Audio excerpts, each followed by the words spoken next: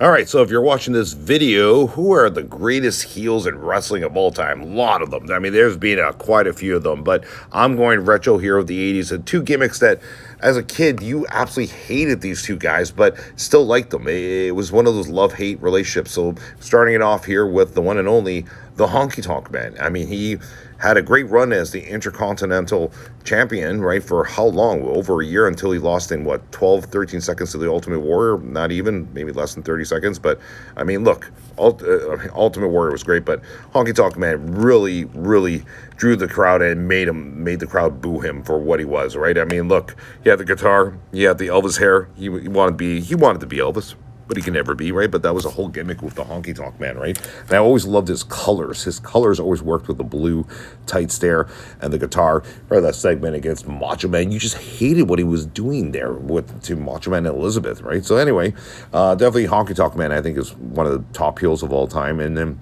this guy right here, the $1 Million Man, Ted DiBiase, oh my goodness, he was one of the most hated back in the 80s and 90s, right? I mean, he used his money to basically get whatever he wanted, right? And it's just like, normal people like us just all wanted to hate this guy. Like, this guy he's manipulating the situation. Remember the match against Hogan when he hired Dave Hebner's, or had plastic surgery on Dave Hebner's to have a referee in the ring? Anyway, it was really Dave Hebner's twin brother. It was kind of an ingenious gimmick there, but they were playing it up where it was basically like, oh yeah, we just did plastic surgery on this regular guy so I can win the championship belt, right? It's all far-fetched storylines were the 80s, but it worked. Anyway, these are two figures from the Wrestling Superstars line from Mattel. You probably get them really cheap now, but yeah, I thought I'd share that with you guys.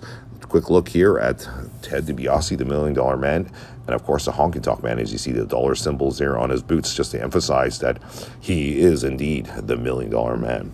All right, thanks for watching, guys. Be sure to drop a comment, hit the like button, and we'll see you guys in the next video. Take care, everyone.